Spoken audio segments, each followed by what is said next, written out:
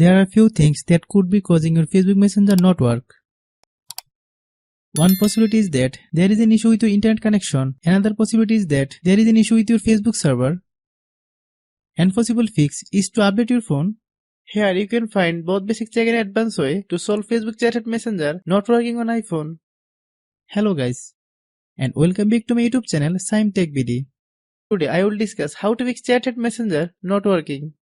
I have a request, if you are newer to channel, please subscribe and stay with us. Go to the settings, tap on general,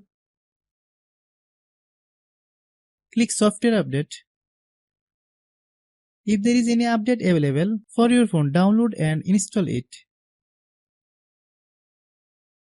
Type your phone password.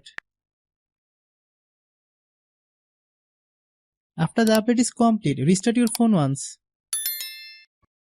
Then open the App Store. Click search bar, then type Messenger. Click Messenger. If you get any update, please update. Go to settings. Click general. Click iPhone storage. Find Messenger. Click Messenger. Then click Offload app. Click Offload app.